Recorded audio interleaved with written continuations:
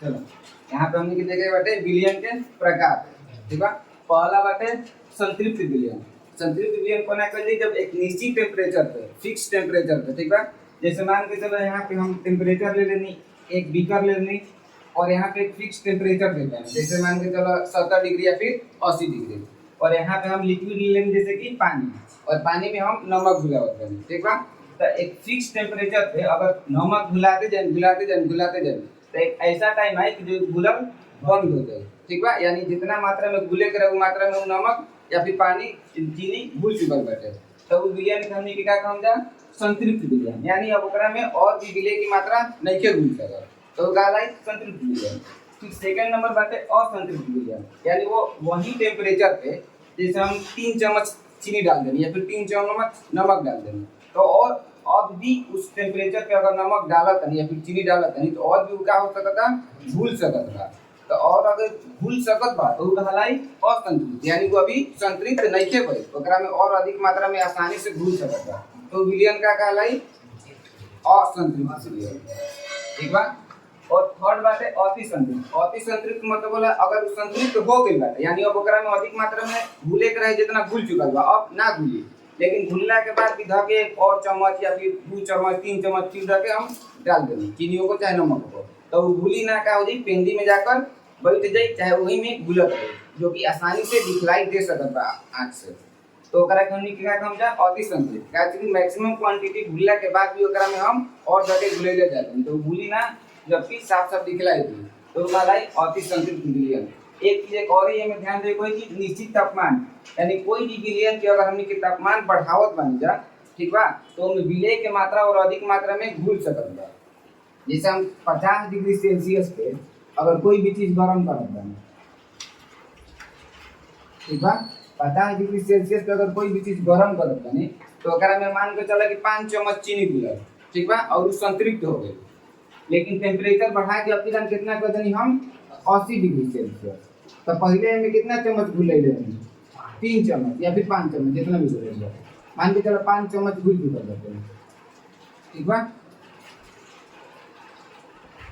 और temperature 30 degree अधिक कर देनी, तो 5 चम्मच के बजाय ओकरा में 7 चम्मच आसानी से घुल सकत बा। यानी टेम्परेचर के इंक्रीज करम जा, बढ़ाएं जा, तो विलय के मात्रा भी बढ़ सकत बा। तो ये चलते यहाँ पे एक मेंशन कोइली कि निश्चित टेम्परेचर, यानी टेम्परेचर एक फिक्स रखे के बा। क्लियर? यही रहे संतृप्त, असंतृप्त और अति संतृप्त। क्लियर? पढ़ देना परिभाषा।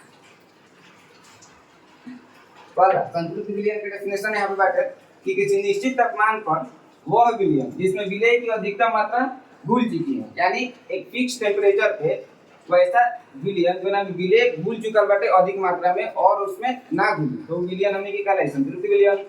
असंतृप्त माने किसी निश्चित टेम्परेचर पर यानी तापमान पर विलयन जिसमें विलय की और अधिक मात्रा घुल सकती है, यानी और भी विलय ओकरा में आसानी से घुल सकत बा, तो कहलाई असंतृप्त। अति संतृप्त में ऑलरेडी संतृप्त हो चुकल बा, यहाँ पे ऑलरेडी मेंशन किया बा कि वो संतृप्त विलयन, यानी विलयन पहले से का बाटे संतृप्त बाटे, संतृप्त होने के बावजूद भी ओकरा में हमनी के अधिक मात्रा में घुलावे बाटे विलय के, तो का कहलाई अति संतृप्त। यानी संतृप्त भइला के बाद भी विलयन के अधिक मात्रा में घुलावे बाटे तो अति संतृप्त विलयन कहलाई। डेफिनेशन तीनों के यहाँ पे लिखल बाटे, उदाहरण संतृप्त विलयन के बारे में हमनी के ऑलरेडी पढ़ चुकल बन जा। अब हमनी के पढ़म जा कि पहचानम जगह से कि अति संतृप्त बाटे, तो बुक में सिर्फ दो ही कुछ दे बाटे पहचाने के नियम, इशारा का नियम हम लिखे हैं दोनों के बतैला के बाद। जैसे पहला बात है कि जो भी विलयन तैयार हुई ओकरा का अगर हमनी के कांच की छड़ से चलाएं जा, जैसे हमनी कैसे घर पे खाना बनला तो दाल या फिर चावल चलाने जा, तो अगर ओकरा के चलाएंगे तो विलय के रवे पृथक होने लगते हैं। विलय के रवे मतलब रवे के बारे में हमनी ऑलरेडी पढ़ चुकल बन जा। तो अगर कांच के छड़ से विलयन के मान के चला एक टॉप हो बाटे, ठीक बा, और एकरा में अति संतृप्त विलयन बाटे।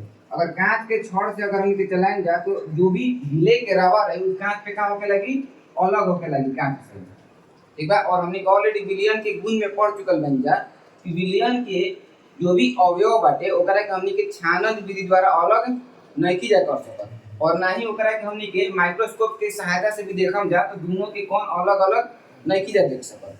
तो विलयन के गुण में अगर हमने के पढ़ चुकल बन जाए कि विलय के हमने के कौन अलग अलग नहीं किया देख सकत, लेकिन अगर हमनी के कांच के छड़ से हिलावत बन जाओ अति संतृप्त विलयन के तो विलय के अलावा का होखे लगेला, पृथक होने लगेला। पृथक मतलब अलग अलग होने लगेला। तो ये गुण हो जाए।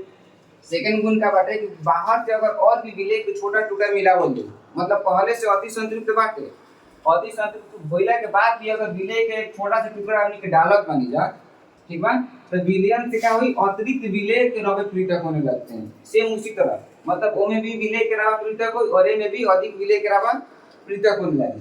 और एक बाटे जो कि बुक में लेके चले, जैसे हमनी के विलयन के गुण में पढ़ चुकल बन जाए। विलयन क्या होला, पारदर्शी होते हैं, स्वच्छ एवं पारदर्शी होते हैं। यानी जब तक कुछ संतुलित रहे वो पारदर्शी रहे। अब अगर क्या करा जाए कि एक पानी लेते, ठीक बा, और चीनी हम मिलाइले जाते हैं, संतृप्त होई तब तक स्वच्छ रही। अगर ओकरा के हम अति संतृप्त कर देता नहीं तो ओकरा में चीनी के कण घुलल बंद हो जाए। तो अगर चीनी के कण घुलल बंद हो जाए तो चीनी के कण साफ साफ दिखलाई दी, तो का ओकरा के करन की कांच में रख दे हम जा और चीनी के कण ओकरा में घुली ना, तो का ए पार जो पार हमनी के आसानी से देख सकतन जा। कैसे देखम जा, जैसे कांच के गिलास ले लो, संतृप्त विलयन बना लेंगे तो अभी तक स्वच्छ रही, पारदर्शी रही, ए पार जो पार आसानी से देख सकतन जा। फिर ओकरा के हम चीनी के मात्रा और घुला देंगे, तब चीनी तो ओकरा में घुली ना, घुलल बंद हो जाई, तो चीनी साफ साफ दिखलाई दी, तो का कहलाई अति संतृप्त, अब पारदर्शी ना रह पाई। जैसे एग्जांपल के तौर पे मिठाई के सीधा देख लो ही वजह, ठीक बा, अब मिठाई के सीधा रह के कांच के गिलास में हम रख देनी तो पारदर्शी हो जाई, सीधा से ए पार ओ पार देख सकत बा जा, नहीं किया देख सकत, तो का हो जाला पारदर्शी से अपारदर्शी हो जाला या फिर पारभासी हो जाला। पारभासी मतलब ए पार से ऊपर हल्का हल्का दिखलाई दे। तो थर्ड गुण ये हो जाई कि विलयन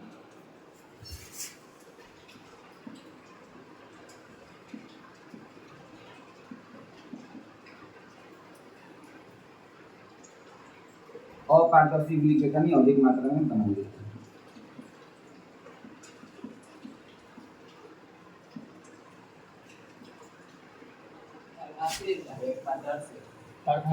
अपारदर्शी और पारभासी मतलब या तो पूरा देखल बंद हो जाए या फिर हल्का हल्का दिखलाई दे।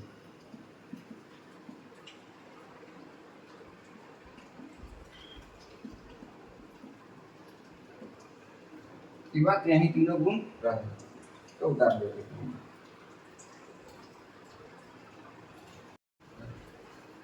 अगला टॉपिक हमनी के विलयता क्या है या फिर विलयता किसे कहते हैं, ठीक बा।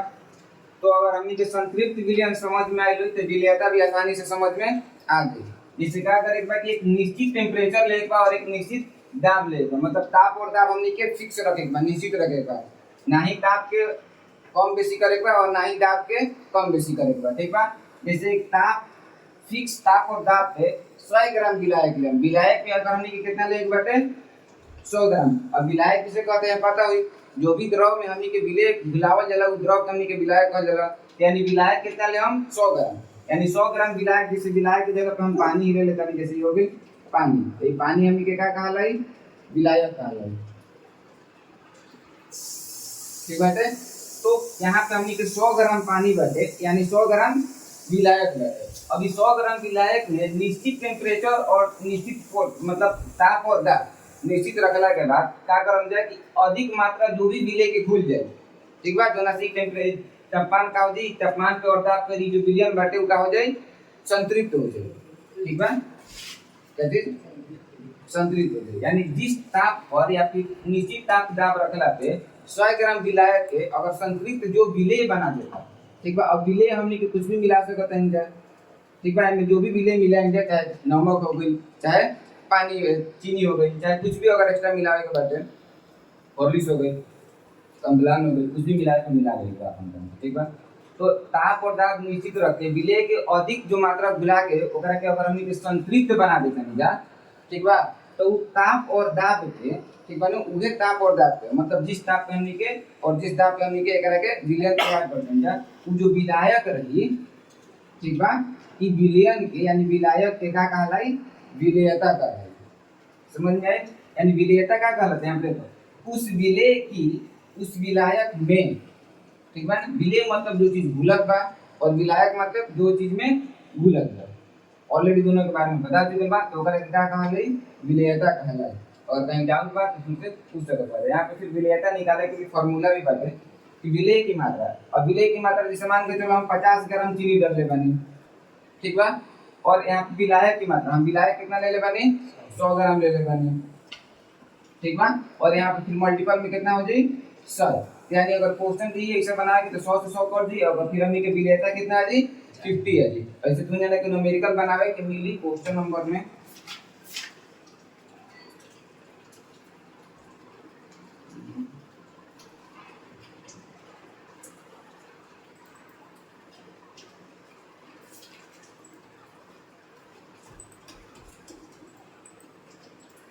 क्वेश्चन नंबर 1 में आंशिक प्रश्न उत्तर के क्वेश्चन नंबर 1 बने बजा देख बजा, तो एकरा में हमनी के मिलत है क्वेश्चन क्या कहता है यहाँ पे कि विलेय कितना बाटे 0.5 ग्राम, क्या बाटे विलेय, ठीक बा, ओकरा बाद कहता है विलायक बाटे 25 ग्राम, 25 ग्राम का बाटे विलायक। क्वेश्चन में पूछा था विलयन में पदार्थ की प्रतिशत मात्रा ज्ञात करें, तो सेम फार्मूला पे सॉल्व कर देवे कोई, विलेय की जगह पे हम यहाँ पे ऊपर में कितना रकम 0.5, नीचे में कितना रकम 25 और मल्टीपल में 100 रकम, बाकी अपना सॉल्यूशन कर बजा तो आंसर लेकर आ गए। क्लियर बात बा, अगर कहीं डाउट बा तो पूछ देखता हूं। एकरा पे ई न्यूमेरिकल अभी बाद में बनावे के मिली, न्यूमेरिकल जब आंशिक प्रश्न उत्तर सॉल्व करम ना तो न्यूमेरिकल लेसन बनावे के मिली, जैसे पहले का न्यूमेरिकल लिख लेनी है कि सॉल्व करे को, बाकी तुम ना अभी बात में ध्यान दिया जा और समझे के काम करते विलेयता समझ में आई लगी ना, और कहीं डाउट बा तो अभी क्लियर कर लो। विलेयता और संतृप्त में कोई भी डिफरेंस नहीं है, दोनों सेम चीज है।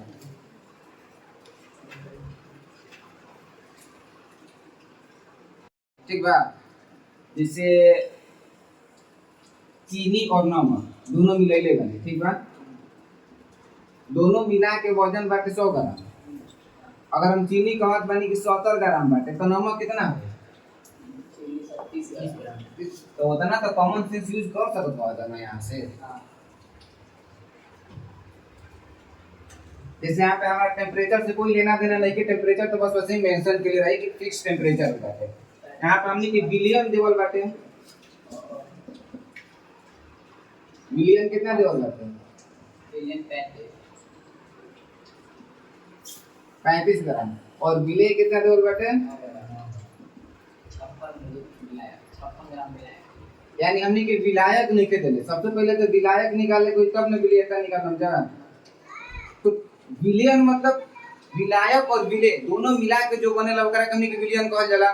जैसे अगर हमनी के पानी में चीनी मिलेले बन जा तो पानी हो गई हमनी के विलायक और चीनी हो गई हमनी के विलेय, और जो दोनों मिला के रेडी भइल हमनी के का कहम जा विलियन कहम जा, यानी विलियन बाटे 35 ग्राम, तो ओकरा में विलायक बाटे और विलेय भी बाटे बना, तो 35 ग्राम में 9 ग्राम अगर विलेय बाटे तो विलायक कितना होई, 35 में से 9 घटा दे तो विलायक मिली ना, समझ में क्या कर लेता, जैसे दोनों मिला के इन्हें विलियन तैयार हुई,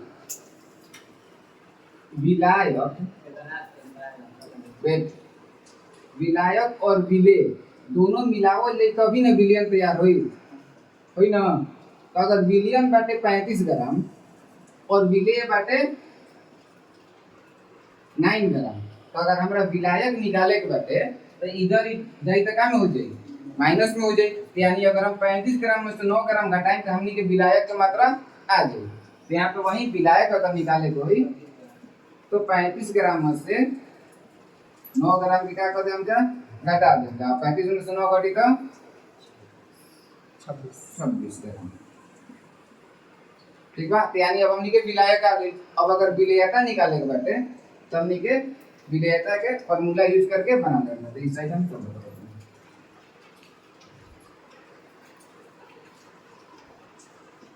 विलेयता का फार्मूला लिखवानी है, बोले कि काम करते विलायक की मात्रा बटा विलायक की मात्रा, विलायक की मात्रा बटा विलायक की मात्रा, ऊपर विलायक कैसे होगी,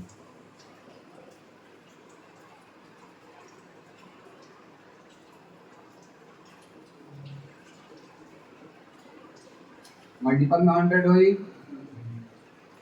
ठीक बा, विलेय की मात्रा हमने पास बाटे 9 ग्राम, ठीक बा, अब ग्राम ना लिखो, यहाँ पे विलायक कितना बचे और मल्टीपल में 100, अब यहाँ तक काटा के सब कर जाए ना तो सीधे ऊपर ऊपर मल्टीपल करके 26 से डिवाइड कर दे जो जी मन करी तो जी कर जैसे यहाँ से अगर हम काटाएंगे तो 50 बार में और ही 13 बार 50 में 9 से गुना है तो 450 हुई ना और नीचे में 13 अब एक के भाग दे के और जितना लिखवा जाए उतना याद यहाँ पे तो भाग देवे तो आवत हुई जो भी करके देखो भाग दे के आंसर लिखते